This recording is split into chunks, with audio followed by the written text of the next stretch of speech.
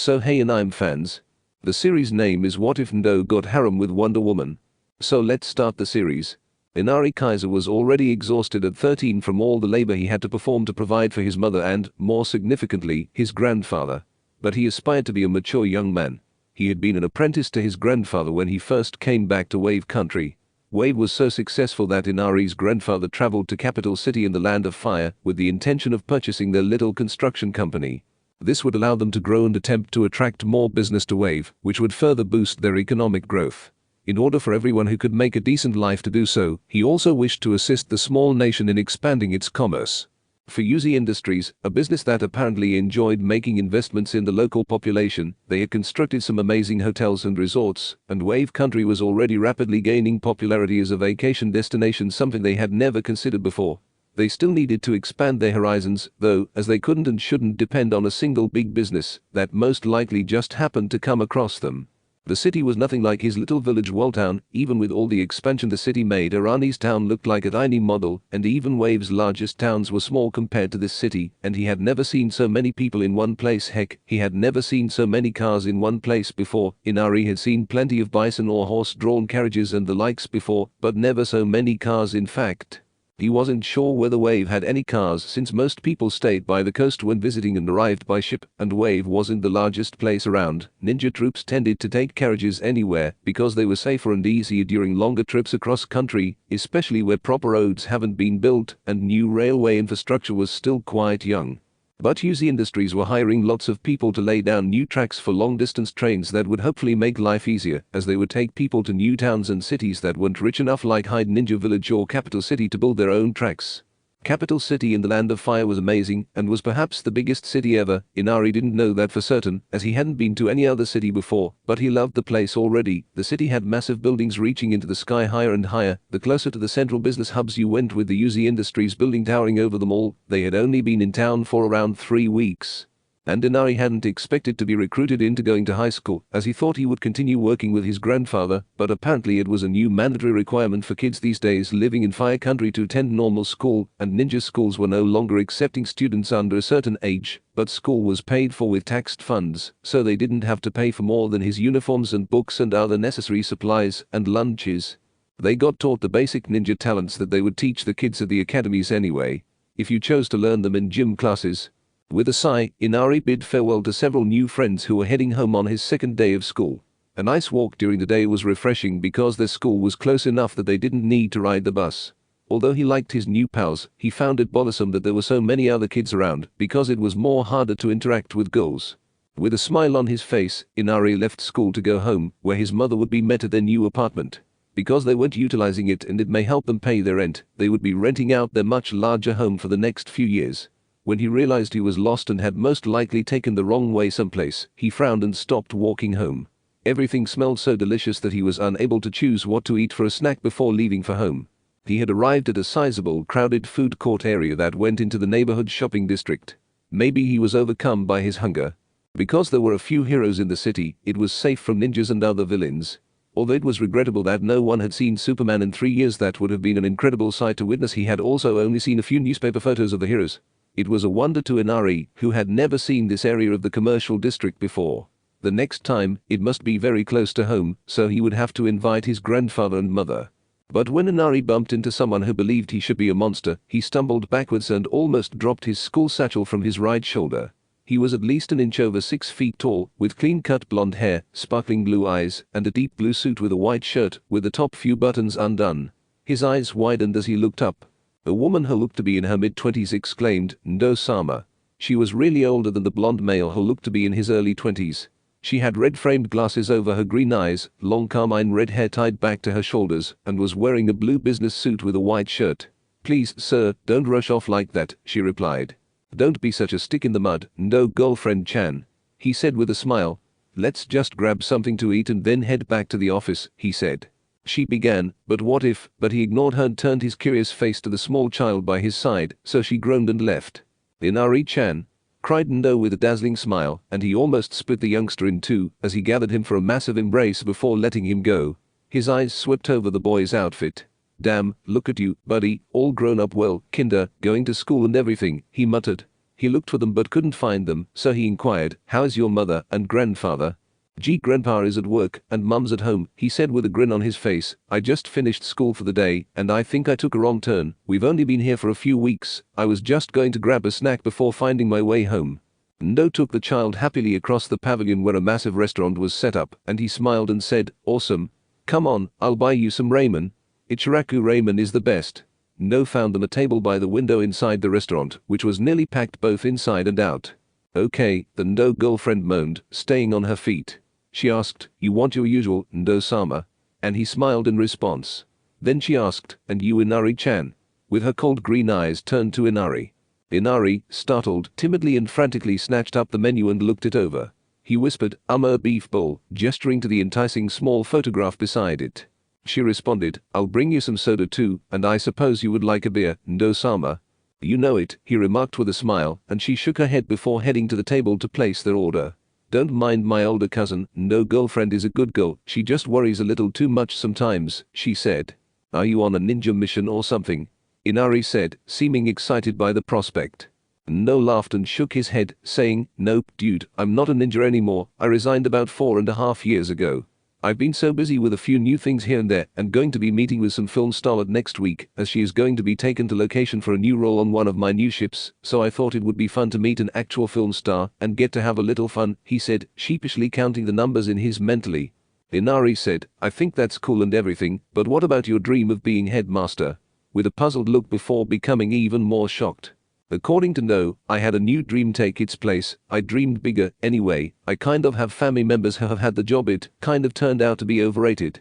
"Food will be here soon, Ndo-sama," said the Ndo girlfriend, interrupting as she took the bench across from her and placed a tray with 3 beverages on it. She gave herself a glass of wine, Inari a glass full of black liquid, and Ndo his pint of amber liquid. She grinned a little as she continued, "Aim-san will bring it personally, as usual, you get spoiled." As she watched the child grab the straw from the tray and put it in his coke, she questioned, "So where do you know this boy from, Ndo-sama?" Ndo laughed heartily and said, "His grandfather built a great Ndo bridge, named for my awesomeness." "Wait, cute Ninja-sama wasn't joking when she said you have a bridge named after you?" asked Ndo's girlfriend, looking at the flushed boy in amazement. "Yeah, Ndo Nai helped save Wave Country," he replied with ease. "There was this bad man who had lots of money who was starving our country and had a private army and even ninja and everything to stop other people selling us things we needed for reasonable prices, and so Grandpa started building the bridge to Fire Country, but well, Grandpa hired Hyde Ninja Village Ninja to protect the bridge and him. But like to get a cheaper mission, and if it wasn't for Ndo Nai the mission would have been cancelled and we likely would be dead. Nai-san saved all of our lives." "That sounds like something Ndo-kun would do," said the Ndo girlfriend, who replaced him with Kun when she fell more in love with her younger cousin. "According to Ndo, it was the right thing to do," he remarked, chuckling sheepishly while sipping his beer. "Wave Country?" the Ndo lover inquired thoughtfully. "Even now you are still helping Dash?" Ndo yelled, "Ndo girlfriend-chan," and winked at Inari, who was now completely confused. However, they were cut off, and Ndo was somewhat relieved. "There you are, Ndo-kun," exclaimed the young woman, whose short black hair was tousled and her eyes were dark. She was drinking her own beer and grinning broadly as she snuggled in next to Ndo's girlfriend. "Trust you to be so predictable, you should be more careful with those divs after you, for the vixen," she declared. "Shark Boy has been spotted near the city, I'm getting tired of waiting, Suki-chan," Ndo replied, smiling and shrugging sheepishly. That was all he said. "I've tried talking some sense into him, but," the Ndo girlfriend sighed. "Ndo-kun can take Shark Boy," Suki assuredly said. "Ndo killed that immortal heart-stealing guy with the dodgy scythe, and he was stronger than Shark Boy." With a sigh, Ndo's girlfriend replied, "He wasn't that immortal if he could die. But Shark Boy was with that twit bomber guy and that puppet prick, so can you beat all 3 at once?" He paused for a bit. "Maybe Shark Boy and Twit Bomber," he reflected, "but I've read the puppet prick's profile too. One-on-one it wouldn't be in question, but from my analysis he's in league with the other 2 combined, and even then, our intel is likely incomplete, so who knows?" The others turned to look at Inari, and his cheeks reddened as he asked, "Why do these people have such stupid names?" But before he could stop laughing, Ndo said, "We're taking the piss out of them because they're a bunch of assholes." "Oh," he said cryptically. "Oh, who is your little friend, Ndo-kun?" she asked excitedly. "I'm Suki Uchiha," she introduced herself. "Oh, my name is Inari K-." She was expertly sliding bowls of ramen with silverware and condiments in front of all 4 of her patrons when an elderly woman in white chef robes and long brown hair interrupted, saying, "He's so cute." Inari blushed, but she smiled and kissed Ndo on the cheek, saying, "I thought you forgot where my shop was, since I haven't seen you in over a week." With a playful chuckle, Ndo added, "I can't eat ramen every day, Aim-chan, Ndo girlfriend-chan, cute ninja-chan, Ino-chan, and Ten-chan, and well, everyone says it is healthy to have a varied diet," as he broke his chopsticks apart. The young ladies all chuckled, understanding that he should most likely follow their advice. The strange Suki woman who accompanied Inari home after the sun had set later that evening spoke him incessantly about how she had adored Ndo since they were little. His mother still reprimanded him for being out so late, though, because Suki had disappeared the moment he unlocked his apartment door. He was excited to hear that Ndo resided in the city and planned to visit him the next day to see how he was doing. Inari's grandfather would return home shortly after Inari. While they were all conversing and Inari's mother finished a light tea for herself, her father and her son, they were waiting on the roof of the apartment across the street, which was marginally higher than the windows of Inari's apartment. They were concealed by their dark cloaks and were not aware that 3 pairs of eyes were watching them from above. Since some of the police officers nowadays were trained ninjas, they could hear and sense that there were too many people around and they didn't need the police to get involved. They would know to call in real ninja and samurai to help them, which would definitely alert some of the city's obnoxious heroes, and they were positive that they might not complete their mission having to deal with all of that. "Are you sure this kid knows?" yelled the larger man in a gravelly voice as he glared at the huge lumpy spider that seemed to be hiding within his cloak and flashed huge dagger-like teeth that shone white in the darkness.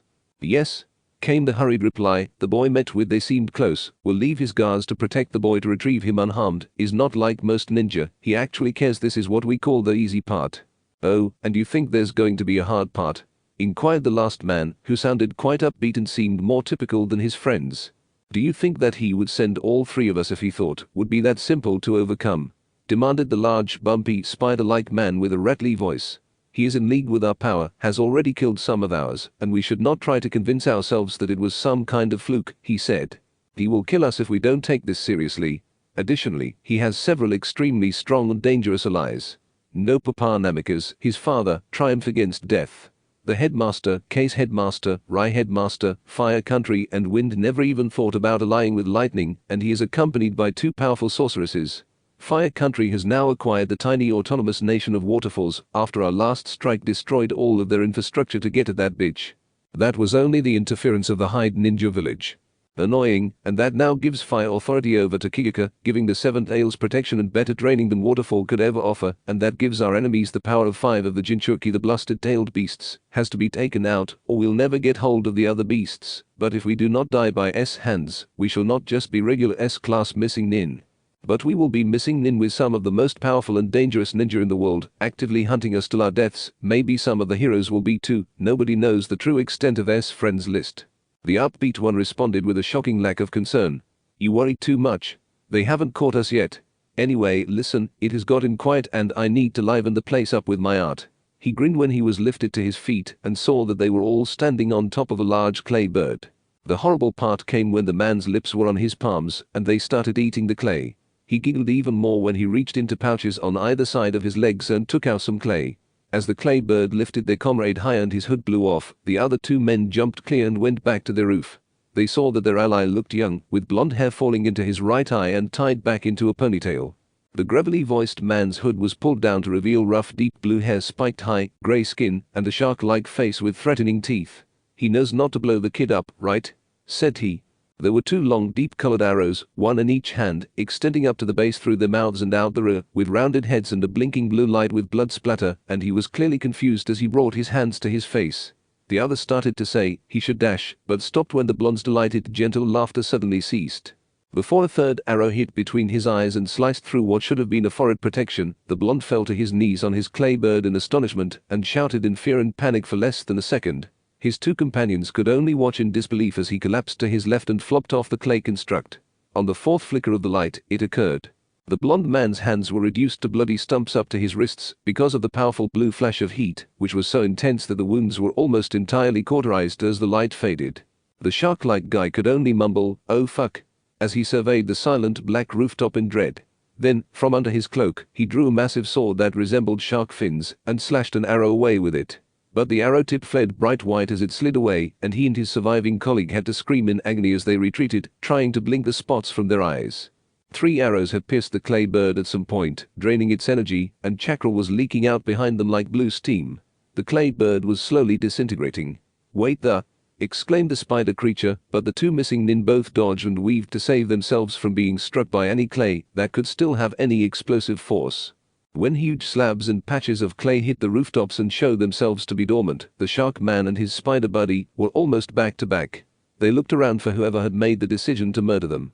The shark guy yelled fiercely, "A fucking assassin, worse than the cops or heroes." "Worse than that," his bumpy colleague said as they dodged a pair of arrows, one of which exploded and sent the two missing nin flying back towards the far end of the roof, where they fell. They then glanced up at a doorway that led up from the building and to the roof for maintenance. With a belt around his waist and pockets and pouches down his thighs that contained small disc-shaped weapons, the man donned dark green armored leather that was tight but breathable. His full-fingered gloves were covered by sleeves and boots. They could see the dark ash hue over and around his icy dark eyes and a dark headband that glistened reflectively on his head, but his face was obscured by a cowl. It didn't even seem to have a string, but he carried a bizarre bow on his back without a quiver. With three plastic-like discs that looked like barrels with flat corners and a strange shape, it was covered in shimmering colorful dashes in slots at the front, one of which seemed to have only one dash of color left. The green bow had black leather wrappings, and its primary handholds curled behind the discs, with a space above the center disc with a tip to the front. "I've been looking for you," the man yelled in a distorted voice as he stood in the shadow of the taller buildings to his side and behind. Is that who I think it is?" the shark man murmured, holding his blade hard as the man in front of them stood tall and fierce. "I think so. The Green Arrow," his pal agreed slowly. The shark guy asked uncertainly, "I thought the Green Arrow had been killed or quit or something, so what do we dash with uncertainty?" The larger, bumpier man growled quickly, "I don't know," as he tried, without success, to read the hero's body language. As Green Arrow pulled back a shimmering string of energy and came to a stop on one knee and foot, the shark man glanced down. Before the central disc in the bow shattered and crumbled away into black flakes of nothing, an arrow appeared and formed itself with it as matter pulled from it. They blinked, and the Green Arrow stepped closer. "I can answer that," he said. "It all happened in a flash." The shark screamed as his chest was blown out, and he was thrown back by the force of the arrow, which sliced through it with a buzz of electricity. His eyes were out of focus, blood was running from his teeth, and he was gasping for air, gripping his wounded wound, and moaning as he fell to the other side of the roof, dropping his sword. But he could still see well enough to watch Arrow move and dodge at random moments, while a huge tail of a metal and bone scorpion swung out from the other missing nin to expose himself. That tail thing looked like it was dripping poison, so Arrow stopped a short distance away. Standing hunched on what may have been legs, the guy before him looked old and ragged. Arrow tilted his head sideways and let a frown form on his sullen forehead. "What the hell have you done to yourself?" Arrow asked, not expecting a reaction, so he continued, "You're nothing but a puppet pulling your own strings, or is there someone else?" While keeping his face to the object and moving his eyes momentarily from side to side, he began to reply, "I will make you into dash." But 3 arrows flew so fast that he lost his head, breaking it into bits of flesh and bone. The tail was pulled down, crushed into the metal and bone, and pinned firmly to the roof by cables that exploded out and snapped into the roof with hooks and automated pulleys after another arrow struck the middle of the tail. However, the puppet master could only show a faint astonishment, which was mostly hidden by the paper seals covering his face. The puppet master, even without his head, fought for a moment before its left arm and hand quickly snatched an arrow that was pointed at his chest. Then the arm erupted and shattered apart, sending pieces of bone flying in all directions. The ceiling was covered with collapsed puppets of various sizes and states, as the chakra explosion slowly diminished. Some of them were still making the odd creaking sound, as their chakra strings floated into thin air. The Green Arrow, standing in the middle of the puppets, his right arm sticking out of the chest and through the back of a red head one his hair was turning brown instead of red, held a thick tube of metal and bone that had gone through the puppet. The markings and seals on the tube were smeared with blood. To drag the tube closer, he tore the puppet off his arm with his free hand after folding Arrow's bow and placing it on a clip inside a thigh bag on his left leg. Arrow said, "So, this is what you've become," with a hint of sadness in his voice. "So much wasted potential, you could have done anything, you could have been better than this." The tube muttered resignedly, "I heard you were talented, I thought you had given up the life of a hero," and when Arrow heard his voice, the runes blazed. "I'm not a hero," remarked Arrow simply as he broke the tube without hesitation. He laughed. He heard the rune's energy break and release the life they previously held, and he heard blood seeping from the fractured bone. Taking out 3 white plastic cards, he added, "I'm more like a garbage man, I get rid of the trash," and thanked the cosmos that no one had heard him say it. He then moved on to the sword, where the shark man tried to draw nearer, but could only suffer as the card landed on it and sucked it up, leaving a blue card with a picture of the blade. After dropping a single card on the nearest puppet, the green arrow vacuumed up all the clay in every single puppet with a flood of released chakra, replacing it with a black card featuring an unsettling puppet image. Arrow picked up both cards and placed them in his pocket with the other two, before using the final card to recover the broken bone tube. "Why you, bastard?" the shark missing nin cried as it struggled to look up at Arrow and coughed up blood. Before being collected into another blank card, the final missing nin had an arrow in his forehead. Almost forgetting the bomber, Arrow sighed, but he was also placed in a card, and the mess was tucked away in a pocket. When the shark man pulled out his bow and it unfolded, Arrow went back to him and showed sympathy before pulling back a regular arrow. After receiving his final card, Arrow turned and cocked his head slightly to look at the apartment where a brown-haired lad of 13 was looking at the green arrow with wonder and admiration through an open window. When he heard the boy's beautiful mother enter his room, Arrow turned. She rushed to the window, shut it, and drew the curtains. "You should be in bed, Inari-chan sleeping not," the woman cried. "But mum," replied the kid, "that was the green arrow, mum. I actually got to see the green arrow. The real green arrow hasn't been seen in years, mum. He's here in the capital city, not even in Hyde Ninja Village. This is so awesome." "Nonsense, Inari, we were just seeing things," she exclaimed as she pulled the curtain just far enough to peek out and saw that the man in the tight green leather had disappeared. She didn't even seem to be fighting, and she may have assumed she had had too much to drink if she hadn't known any better. But all she'd had was a cup of tea. With a sigh, the green arrow climbed to the roof of Inari's apartment building, ignoring a few shadows that were shifting around him. "Wow," mumbled one of the shadows in surprise, "that's what it's like to battle the green arrow. I wouldn't want to fight him, but what are you doing in our city dash?" questioned another shadow. "Where did he go?" "Huh? What the hell? He's gone. I guess that's what makes him the best. Let's go, Titans," one of the shadows muttered as it kept moving forward while staying mostly hidden.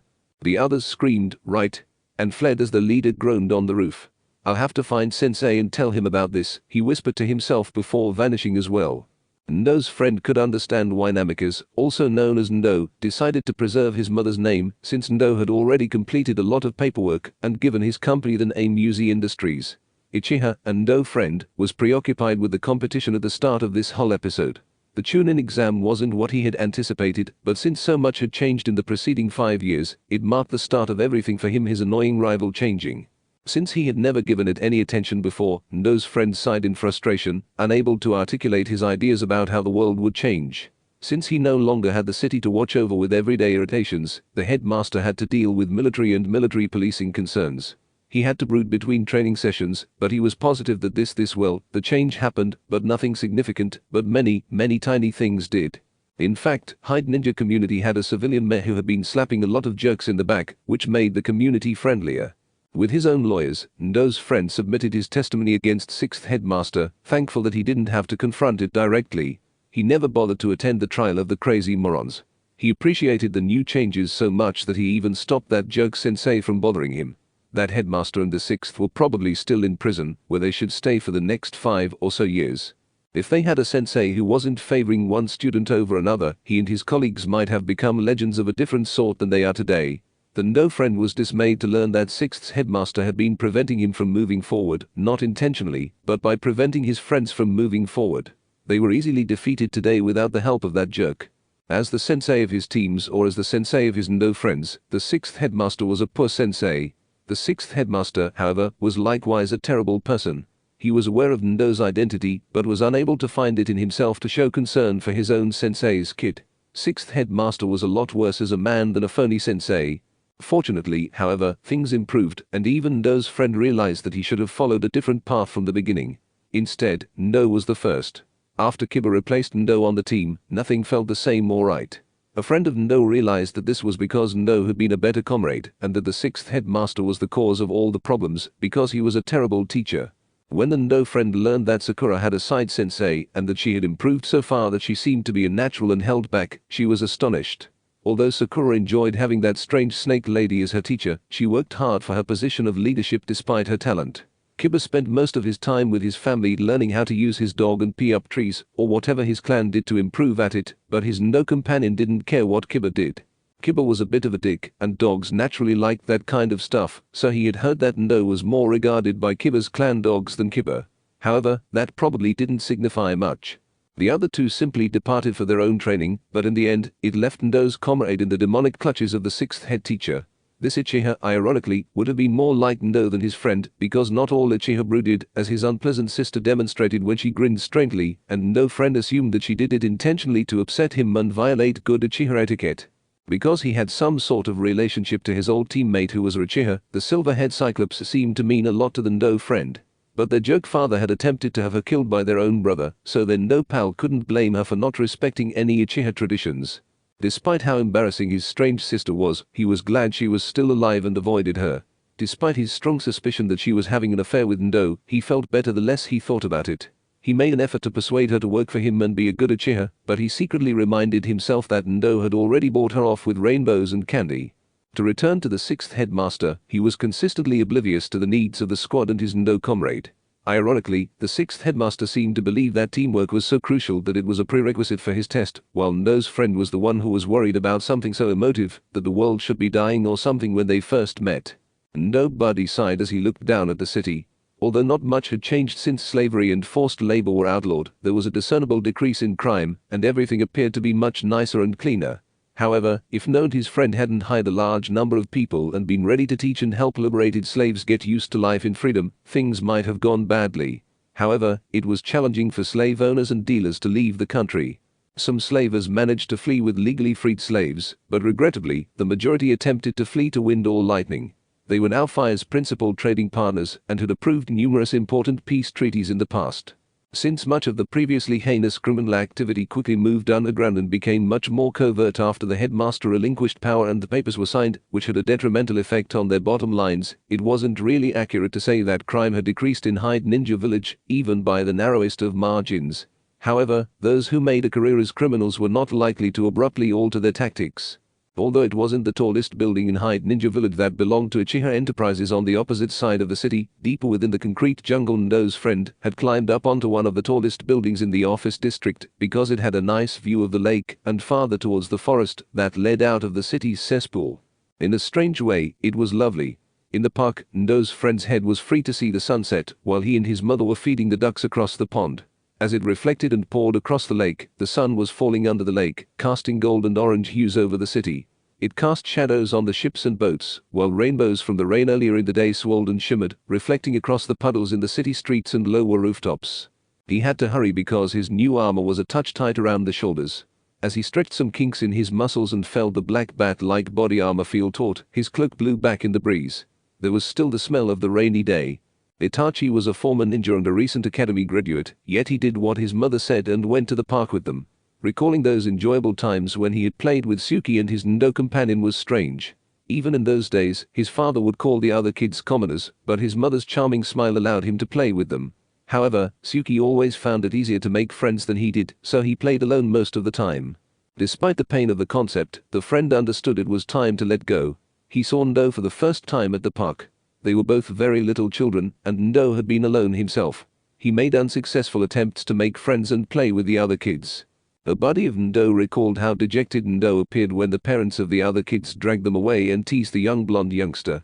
A gang of 5 men, all Jonin-level ninja, spotted the small blonde sitting alone on a swing while they were taking a shortcut home via the park after drinking. "Look!" Mom Uchiha, an Ndo acquaintance, was startled out of her reading when the man in the green vest recognized the blonde child. She looked up, bewildered by the men, as her child hid behind his Genin sibling, and her daughter went over to the boy with the blonde hair, briefly meeting her gaze. Suki's smile wavered as she turned to face the men, who were sneering down at the little blonde boy seated on a swing. "It's the demon brat." The little blonde looked up at that moment with panic in his eyes, as one of the other males scoffed as he pointed out the blonde boy. "He's trying to corrupt the children." The mother of Ndo's friend scowled as she looked at the long-bladed sword resting on the man's back. The man was enormous, with 2 enormous scars over his face. Nevertheless, she remained seated at her bench, setting aside her book and cleverly folding her hands in her lap. Her eyes scowled as the men leaped the barrier and entered the playground. Mom and Ndo friend waited while other parents who hadn't had to leave their kids because of Ndo quickly grabbed them and left. As Ndo friend pulled him back and hugged him against his chest, Itachi whispered in his ear, "Ndo friend Chan, stay with me, okay, and just watch, be brave Ndo friend Chan, and don't look away," he said. His annoying little sister was overcome by those terrible men and showed no symptoms of terror, but his friend was trembling with fear. He was scared when he noticed that the blonde boy was too scared to go, even though he had no understanding what was happening. A tiny child who was no older than him was being made fun of by those mature men. Searching, scanning, hunting for an escape route was pointless, since the blonde's blue eyes would catch him, no matter which way he went. The troops stopped in front of Ndo, who grimaced at every sound and movement and was giddy with tears in his eyes. Look! The first man was giggling once again and clicking his knuckles. The filthy little brat is pretending to cry. Demon filth like you don't cry. Speaking once again, the biggest man pulled out his sword and attempted to swing it over his shoulder, but it was struck overhead after getting caught in mid-strike behind his back. Ndo's friend's eyes widened in shock when he realized that his mother had moved so quickly that it appeared as though she had vanished and then abruptly reappeared. She was just there for a mere moment, and he didn't even realize she was gone. Her left hand's delicate fingers kept the blade flat, seemingly effortlessly, while the big man's two hands gripped the sword, attempting to pry it from her. Ndo's friend was even more astonished when his younger sister charged and threw him out of his swing, sending them both sliding to the ground in a tangle as she held him for protection. At first, Ndo didn't appear to notice that the young woman with the short ruffled black hair was glaring back at the man over her shoulder who had drawn the sword but couldn't swing it since his friend Mom was holding the blade. Ndo's eyes widened as he turned to see the woman who had saved them. It was a strange sight because the mother of my Ndo friend was dressed in a long flowing purple outfit and was wearing regular flat shoes. She was elegant and beautiful, and her dark eyes were filled with a fury that Ndo friend had never seen before. He believed her beauty alone could calm anyone, but he was unable to sense the spiritual strain the men were experiencing. Shakily, the gigantic man attempted to break himself and the blade away from her, but he was unable. She was stronger than him, and even though it was unbelievable, seeing was believing. The men were incredulous as they attempted to get rid of her. While nobody shook in fear, their mother yelled angrily, "Where did you get this sword?" All they could do was shiver and remain silent. She screamed, "Where?" and ripped the sword out of his chubby grip, causing it to fall and land in the right hand of her Ndo friend's mother. As she aimed the blade tip at the bigger of the five men, she felt a sense of desolation, despite admiring the sword's beauty. Her insistence caused my pal to jump higher. He had never known his mother to become so upset because she had always been so gentle. For the first time, however, he understood that she was more than just his mother. She was a strong and dangerous kunoichi, and suddenly his Ndo friend was afraid of her. At last, the bigger man stammered, "Oh, outside Hide Ninja Village. It was stuck in a rock with a Hide Ninja Village headband." She exclaimed, "A burial site." But he shook his head swiftly. "Then no, it was much too large and the only one," he answered hastily, pointing to Ndo. "It was shortly after that thing's attack." Her right eye trembled as a frizz of chakra flashed up her long, flowing raven black hair, yet it only made her furious. When she said, "You will show the proper respect, you filth."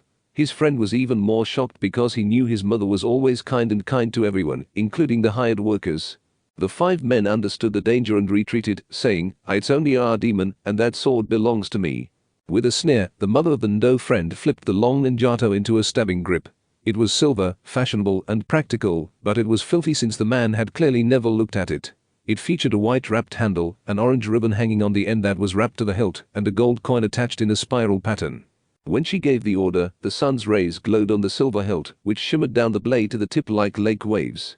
"This sword belonged to Walpole, this sword belongs to its last son. If you don't leave now, this sword will take your fucking heads. A weakling like you think you have the right to wield the sword of waves." His acquaintance was shocked once more, and he believed his mother could not possibly surprise him any more than she had in the past. Nobody had heard his father swear a lot because he was constantly muttering curses about the headmaster, the person who had defeated him, or something like that. But this time, his mother, who was meant to be the kind and nice parent, gave it to him.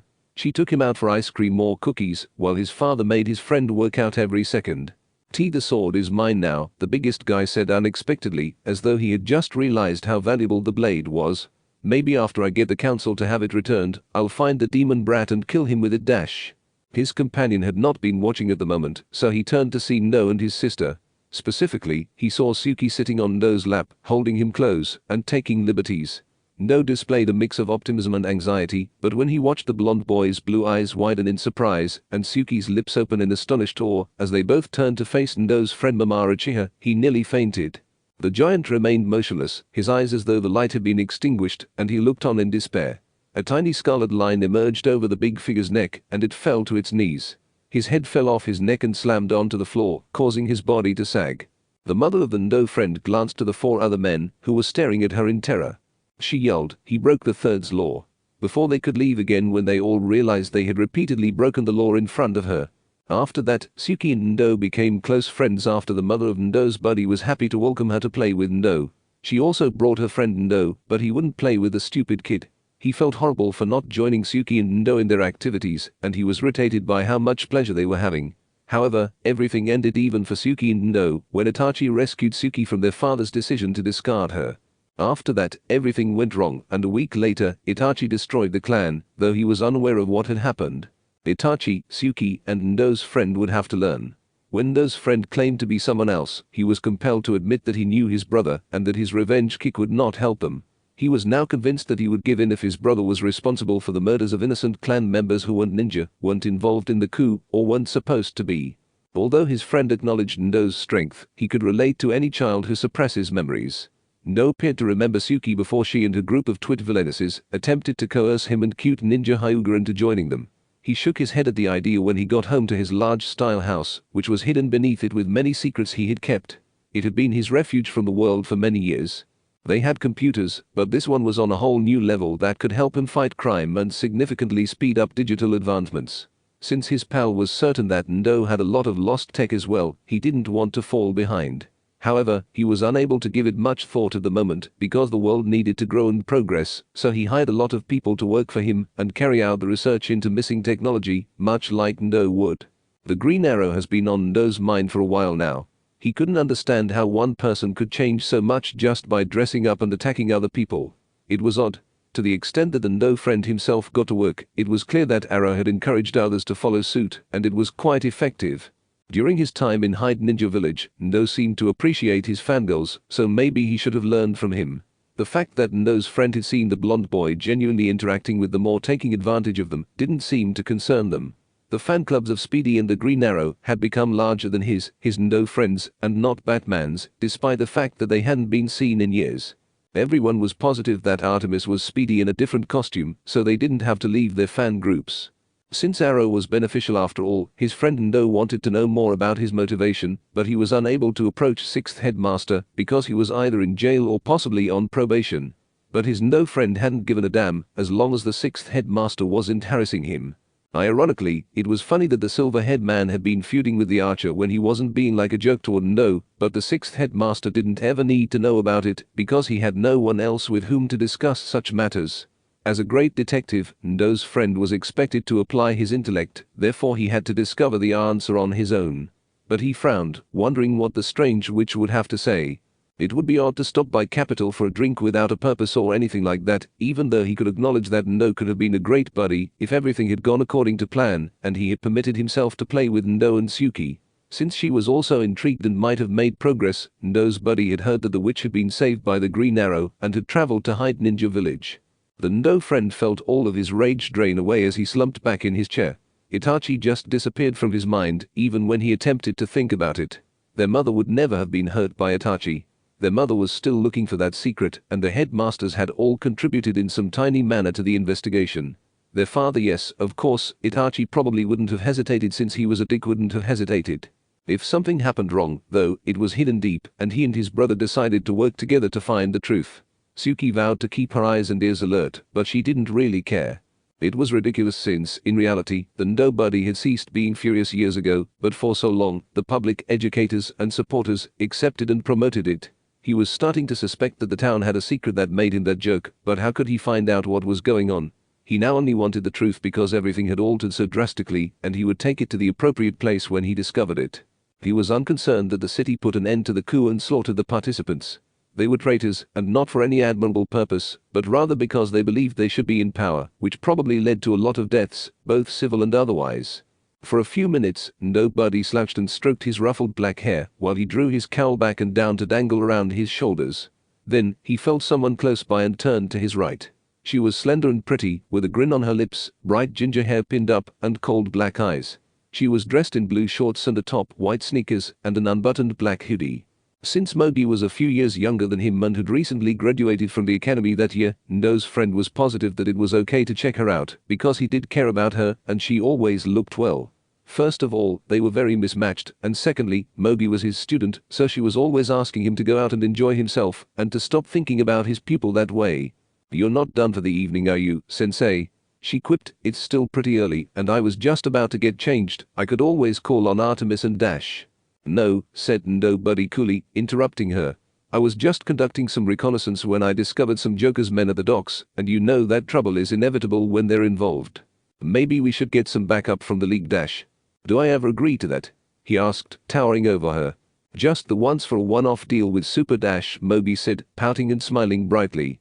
Yes, and I'll never hear the end of it, so please just get dressed, he replied, but he did smile when she laughed and hurried out. When Doe's friend looked to his left and noticed a sword concealed behind a protected glass case, he smiled slightly. It had a silver blade, a silver guard, white wrappings around the handle, and an orange ribbon with a gold coin and a spiral sign on the end. A few months earlier, he had found it, dusty and in need of some attention, tucked away on his estate. With a sigh, Doe's companion ran a gloved hand over the case. Tenton's father had cleaned and sanitized every inch of the blade, restoring it to perfect condition. His friend Doe thought about leaving the sword with Tenton's father so that it could be restored to its proper owner after realizing that his mother had not survived long enough to have it fixed herself, but the thought unnerved him. When a friend of Doe asked Mogi what she thought, she said that it would probably indicate that he would return more. To be honest, though, Doe's pal wasn't entirely sure to whom to give the sword back. Either he could return it himself, or he could just hand it back to Doe's papa Namikaze. Stop daydreaming or I'm leaving without you, shouted Mogi from behind. Let's go, said Doe Buddy to himself as he replaced his hood. The Batgirl, clad in black, with a utility belt, dark yellow claws, and a dark yellow bat on her lovely chest, was waiting expectantly for him when he turned around. She was dressed in black light armored leather that curved around her slim frame, wide shields over her eyes, and a thin cowl mask that only exposed her lower face. You have to return that sword, Mogi chuckled. Give it to Namikaze-sama or Hanabi-chan if you're too chicken to do it right, or send it in the mail. She chuckled and followed him to the exits, leaving Batman with little to do but frown. Since he had so much more to handle and could wait his turn, he could only be thankful that Copperhead legendary Sanin, the snake bastard who gave him Hikasels, hadn't bothered him and Hyde Ninja Tribe for a while.